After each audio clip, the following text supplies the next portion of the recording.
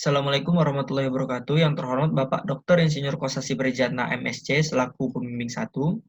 Yang terhormat Bapak Satrio Muhammad Alif STMT selaku pembimbing 2. Di sini saya akan mempresentasikan tugas akhir saya menjudul studi perbandingan beda tinggi ortometrik antara metode GNSS Leveling menggunakan EGM 2008 dengan metode sifat datar di Institut Teknologi Sumatera.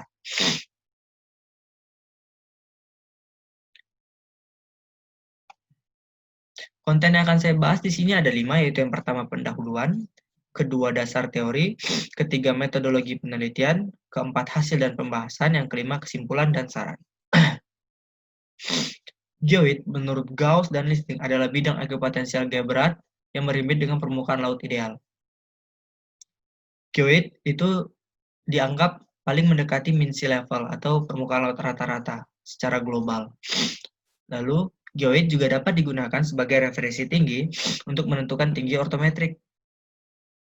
Penentuan tinggi ortometrik dengan metode sifat datar itu memerlukan biaya yang relatif tinggi, tenaga yang ekstra, serta cakupan wilayahnya dibatasi oleh kondisi lapangan. Untuk mengatasi hal tersebut, kita dapat menggunakan teknologi Global Navigation Satellite System atau biasa disebut sebagai GNSS, di mana penentuan posisi menggunakan survei GNSS ini semakin membaik dan memiliki telitian dari milimeter hingga sentimeter, dan dapat digunakan untuk menentukan tinggi geodetik. Masalah ketersediaan nilai gaya berat yang teliti di Indonesia itu menyebabkan penentuan tinggi ortometrik sukar untuk dilaksanakan. Meskipun komponen penentuan tinggi geodetiknya cukup teliti, tidak tersedianya nilai gaya berat yang teliti itu tidak tersedia nilai undulasi geoid yang teliti itu mempengaruhi penentuan tinggi ortometrik dengan metode GNSS leveling.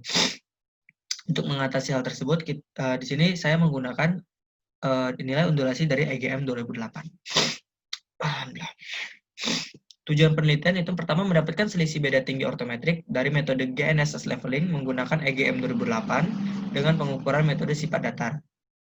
Kedua, mendapatkan tingkat akurasi metode GNSS leveling menggunakan undulasi EGM 2008 dalam menggantikan metode sifat datar untuk menentukan tinggi ortometrik.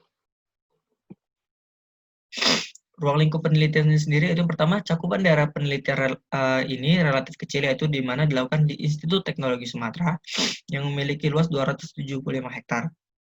Kemudian data pengamatan GNSS pada tahun 2016 didapatkan dari Bapak Arif Rahman dan dari 2019 didapatkan dari pengamatan secara langsung. Pengamatan menggunakan metode statik radial dengan waktu pengamatan 10 hingga 36 menit. Dan data yang digunakan adalah nilai undulasi EGM 2008 dari website ICGEM. Dan lalu data pengamatan GNSS dan data tinggi ortometrik dari titik yang dicari. Nilai tinggi ortometrik yang dianggap mendekati kebenaran adalah pengukuran dengan metode sifat datar.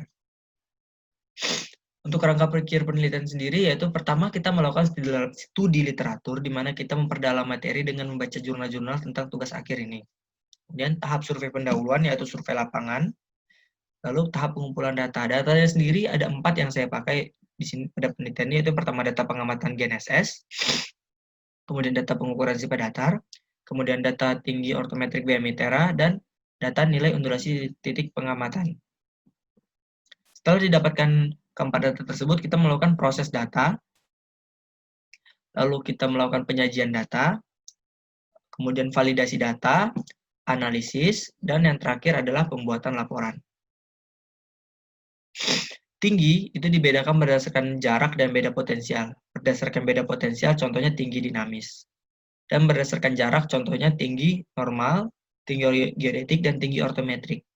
Tinggi geodetik sendiri adalah jarak garis lurus dari elipsoid ke titik di atas permukaan bumi. Sementara tinggi ortometrik adalah jarak sepanjang garis unting-unting dari geoid ke titik di atas permukaan bumi.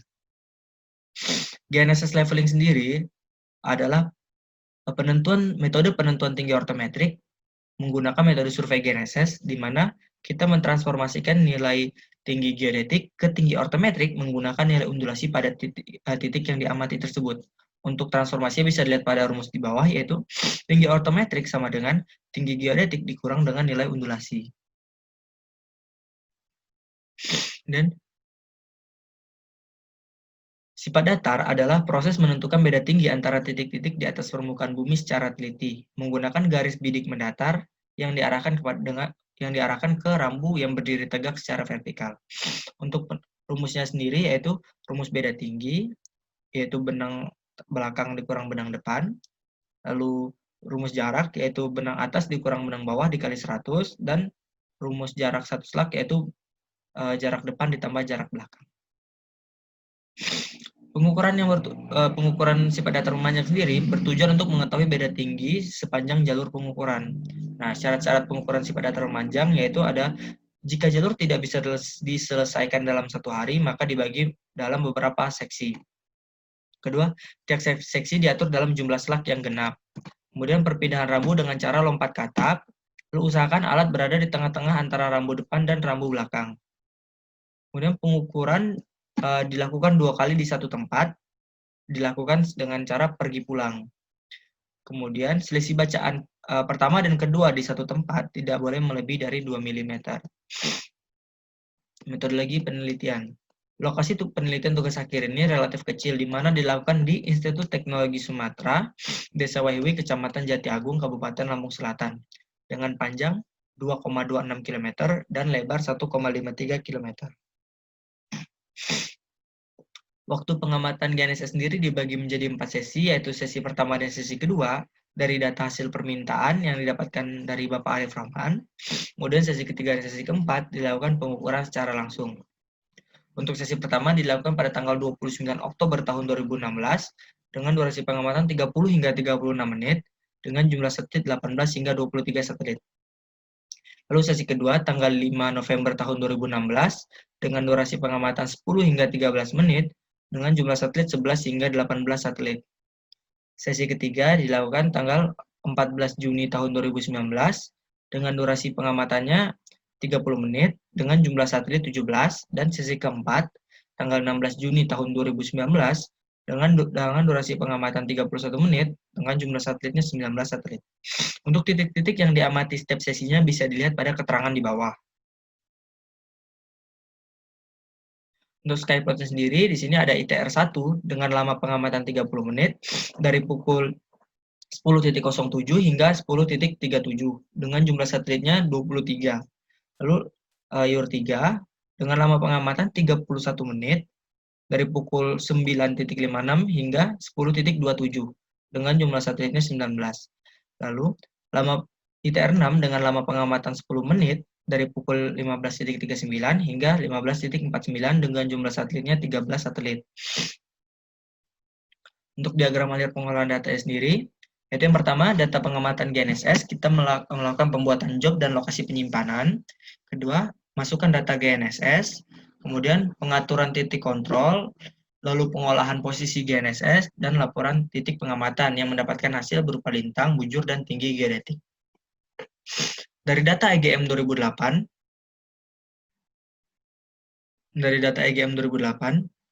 kita mendapatkan nilai ondulasi geoid EGM 2008. Kemudian kita melakukan perhitungan tinggi ortometrik GNSS leveling dari tinggi geodetik dan nilai ondulasi yang telah didapatkan sebelumnya. Sehingga didapatkanlah tinggi ortometrik GNSS leveling. Kemudian kita kurangkan terhadap, di sini saya mengurangkan terhadap ITR3 dan terhadap ITR5. Dikarenakan ITR3 dan ITR5 memiliki durasi pengamatan yang relatif lebih lama dibandingkan titik-titik yang lain. Sehingga sini kita dapatkan beda tinggi ortometrik GNSS leveling terhadap ITR3 dan terhadap ITR5.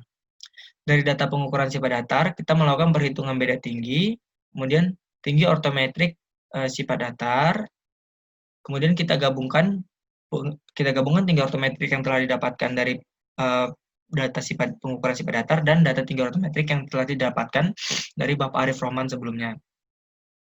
Kemudian kita dapatkan beda tinggi ortometrik sifat datar. Kemudian kita bandingkan beda tinggi ortometrik GNSS leveling dengan beda tinggi ortometrik sifat datar, sehingga didapatkanlah selisih beda tinggi GNSS leveling dan sifat datar. Untuk hasil dan pembahasan sendiri, hasil di sini ada berupa bintang, bujur, dan tinggi geodetik. Untuk tabel berwarna hijau itu didapatkan dari Bapak Arif Rahman, dan tabel yang kuning dilakukan data pengukuran secara langsung. Lalu, pengamatan ini memiliki standar deviasi horizontal dari 1 hingga 4 mili dan standar deviasi vertikal dari 1 hingga 7 mili. Untuk kesalahan penutup sudutnya, itu pengukuran 2 kali di satu tempat dilakukan pergi pulang. Koreksi bacaan maksimum itu 2 mm dan kesalahan penutup menggunakan rumus 10 akar D, di mana D adalah jarak optis total bacaan. Untuk jalur pengukuran ITR 1, YUR 2, dan YUR 3 itu memiliki selisih pergi pulang sebesar 0,0005 dari toleransinya 0,0028 meter. Lalu, dari jalur pengukuran ITR 11 sampai ITR 7 memiliki selisih pergi pulang 0,0045 meter dari toleransinya 10 akar D, yaitu 0,0049 meter. Untuk jalur pengukurannya bisa dilihat pada keterangan di samping. Di sini pengukuran ini, sifat datar ini dianggap baik dikarenakan selisih pergi pulangnya tidak melebihi dari toleransi yang telah ditentukan. Untuk tinggi ortometriknya bisa dilihat di sini, yaitu tinggi ortometrik sifat datarnya bisa dilihat pada ini. Untuk tabel yang kuning itu dilakukan pengukuran secara langsung, dan tabel yang hijau datanya diperoleh dari prodi Geomatika. Untuk selisih beda tinggi terhadap ITR 3 memiliki rata-rata 0,073 meter dengan RMSE-nya 0,274 meter. Posisi ITR 3 sendiri terhadap titik-titik yang lain bisa dilihat pada gambar berikut. Lalu selisih beda tinggi terhadap ITR 5 memiliki rata-rata minus 0,006 meter dengan RMSE-nya 0,024 meter. Untuk posisi ITR 5 sendiri terhadap titik yang lain bisa dilihat pada gambar di samping. Untuk lokasi pengamatan yang dilakukan dengan sifat datar dan survei GNSS bisa dilihat pada gambar berikut. Kemudian beda tinggi ortometrik metode GNSS leveling memiliki nilai yang berbeda dengan metode sifat datar. Hal ini bisa saja disebabkan karena lamanya pengamatan, lokasi pengamatan, lalu panjang baseline, jumlah satelit. Namun hal yang paling mempengaruhi di sini menurut saya adalah lamanya waktu pengamatan yang hanya dilakukan 10 hingga 36 menit saja. Kemudian nilai undulasi di Institut Teknologi Sumatera memiliki nilai yang sama sebesar 14,336 meter.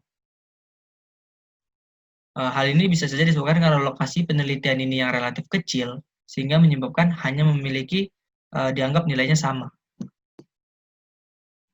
Dan untuk titik yang memiliki selisih paling kecil yaitu 0,038 meter dengan waktu pengamatan 30 menit yang relatif lebih lama dibandingkan titik-titik yang lain, jumlah satelit 17 dan panjang baseline-nya 60,308 meter. Untuk titik yang paling memiliki selisih paling besar sebesar 0,375 berada pada titik ITR 6 yang durasi pengamatannya hanya 10 menit dan jumlah satelitnya 13 dan panjang baseline-nya 815,565 meter. Untuk kesimpulan, hasil penentuan beda tinggi GNSS leveling dengan undulasi EGM 2008 dan beda tinggi sifat datar didapatkan nilai selisih paling besar dengan data yang ada sebesar 0,357 meter. Lalu metode GNSS leveling mendapatkan tingkat akurasi pada level desimeter menggunakan metode statik radial dengan lama pengamatan 10 hingga 36 menit di ITERA. Hal ini dikarenakan banyak faktor, salah satunya disebabkan kurang lamanya waktu pengamatan. Saran, hasil dari penentuan beda tinggi ortometrik pada penelitian ini diharapkan digunakan sebagai data pembanding titik tinggi yang akurat oleh pihak kampus ITERA untuk keperluan lebih lanjut. Kemudian, pengamatan GNSS sebaiknya dilakukan pengamatan lebih lama untuk mendapatkan ketelitian yang lebih baik. Sekian presentasi dari saya. Terima kasih. Assalamualaikum warahmatullahi wabarakatuh.